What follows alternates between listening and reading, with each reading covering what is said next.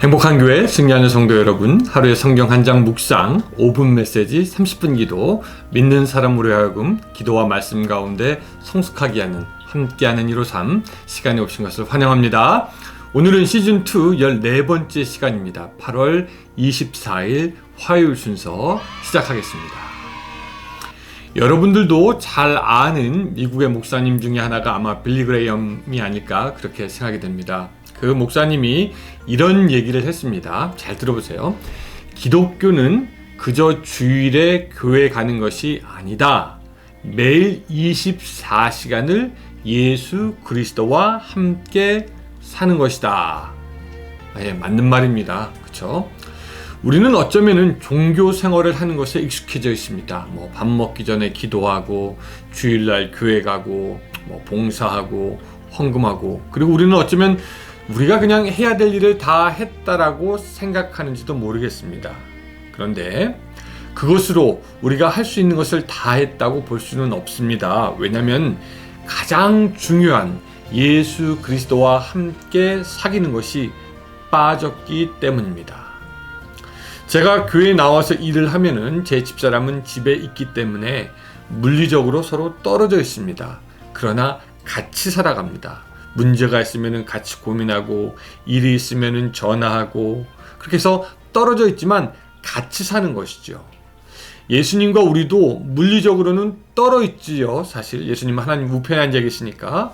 그러나 예수 그리스도의 성령이 우리 안에 계시고, 하나님의 사랑이 우리와 함께 있고, 우리가 하나님의 아들과 딸이 되었기 때문에 우리는 예수님과 같이 살아갈 수가 있는 것입니다. 문제가 있으면 여쭤볼 수 있습니다. 그분의 음성을 듣기에 힘쓰면 그분의 음성 들을 수 있습니다. 무엇할 때 예수님과 같이 의논하면서 할 수 있습니다. 그래서 오늘 하루 종교 생활이 아니라 예수 그리스도와 함께 살아가는 여러분들이 되시기를 주님의 이름으로 축복합니다.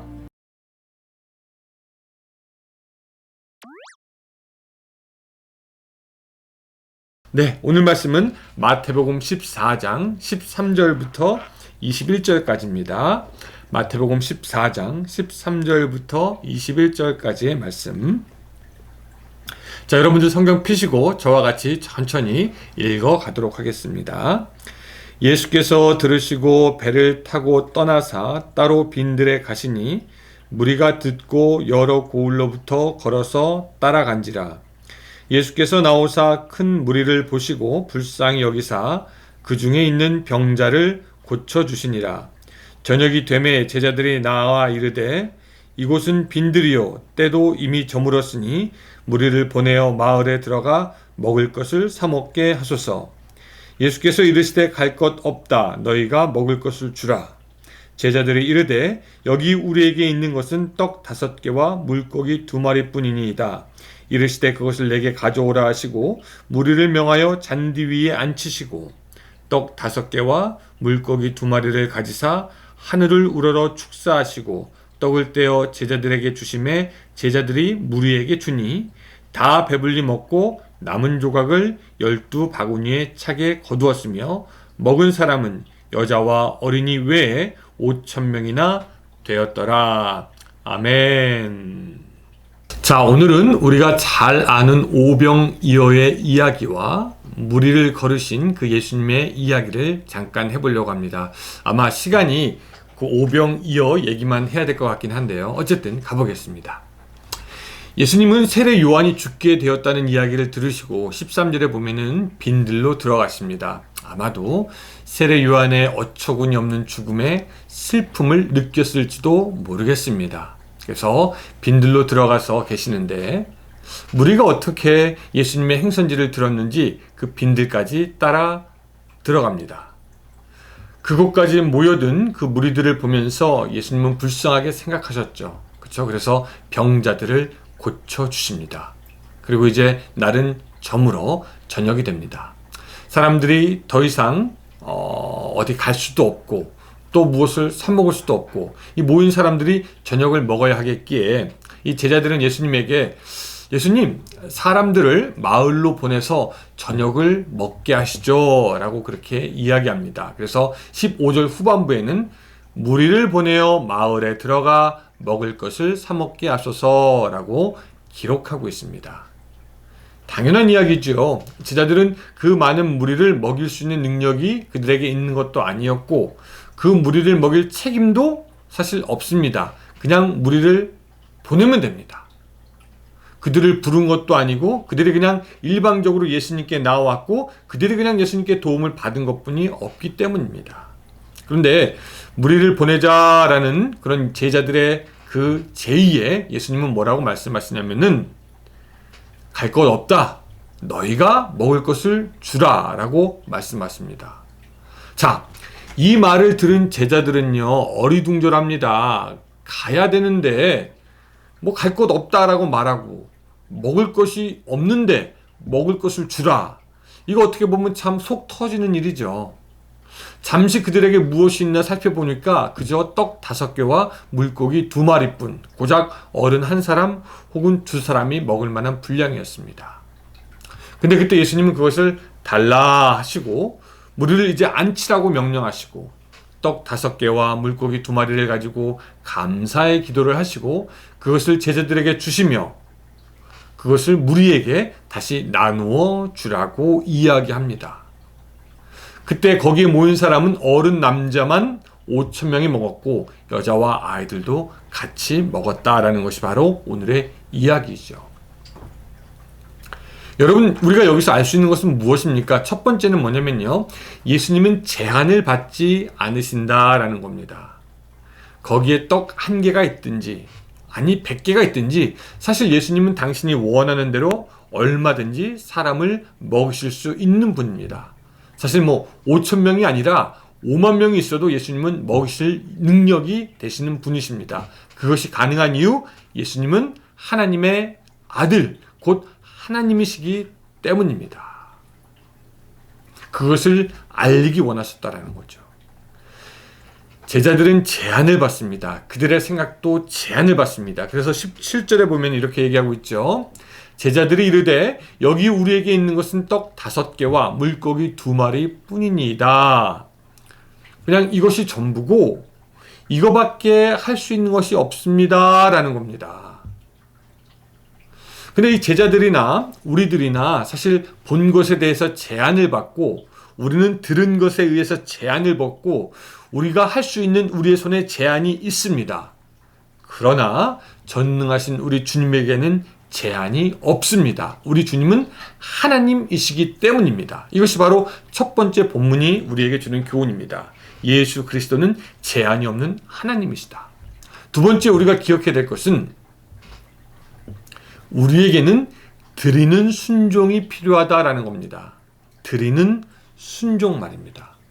예수님께서 가져오라고 했을 때 제자들은 막상 주저했을 수도 있을 겁니다. 이게 얼마나 도움이 될까? 이것으로 무엇을 할 수 있을까?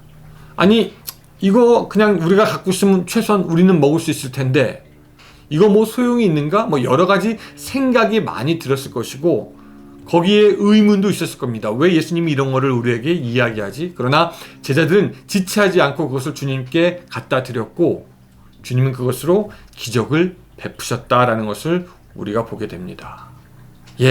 지체하지 않는 그 순종 가운데 예수 그리스도의 능력이 나타났다. 세 번째, 우리가 알 수 있는 것은 뭐냐면 예수님은 제자들과 같이 일하기 원하셨다라는 겁니다. 사실 그렇죠. 예수님께서 무엇인가 하시고자 하면은 출애굽 때처럼 그냥 만나를 내릴 수도 있을 것이고 메추라기를 불어오게 할 수도 있을 것이고 심지어는 돌로도 떡을 만드실 수 있는 분이 바로 우리의 예수님이시지만 예수님은 제자들이 가져온 오병이어로 기적을 베푸시기 원했고 제자들이 그것을 무리에게 나눠주시기를 원하였습니다. 예수님 혼자서도 다 할 수 있지만 제자들과 같이 일하기를 원하셨고 이 제자들은 순종함으로 예수님과 협력하게 됨을 우리가 보게 되는 것입니다. 그래서 말씀을 정리하면 이겁니다. 제자들과 함께 5,000명을 먹이셨던 예수님은 오늘 우리와도 함께 일하시기 원한다는 것입니다. 예수님은 우리의 가정에, 우리 교회에, 우리의 한인사회에, 또한 선교 현장에 먹지 못한 5,000명 같은 그런 도움이 필요하거나 하나님의 은혜가 필요하거나 돌봄이 필요하거나 지혜가 필요하다는 것 아시고 그 모든 것들을 채워주시기 원합니다. 가정이든 교회든지 선교 현장이든. 근데 시대를 초월해서 주님이 그렇게 언제든지 우리의 모든 사람들을 돕기 원하고 그들에게 힘이 되기 원하시는데, 그런데 예수님은 그들을 위해서 혼자 무언가를 하지 않으시고 언제든지 예수 그리스도의 제자된 우리들을 초청하시고 우리와 함께 하늘나라의 일들을 해나가기 원하시는 것입니다. 주님은 우리와 함께 일하기 원하시는 분입니다. 그래서 그때 우리가 할 수 있는 것은 뭐냐면 우리의 작은 것으로 먼저 드리는 순종을 하는 겁니다. 아, 내가 무엇 할 수 있나? 내가 해야 하나? 내가 해도 되나? 나는 그냥 이런데, 처지가 이런데, 형편이 이런데, 나이가 이런데, 소유가 이런데, 이런 그런 모든 질문들과 여러 가지 환경과 형편이 있겠지만 예수님께서 필요하다고 하실 때 내어드리는 그 순종, 믿음으로 내어드리는 그 순종이 있다면은, 그래서 우리 손에 그것이 오병이어일지라도 내어드리는 순종 끝에 하나님의 역사가 있게 되는 줄로 믿으시기 바랍니다. 우리 손에 오병이어지만 그것이 주님 손에 가면은 5천 떡과 5천 고기도 될 수가 있는 것이죠.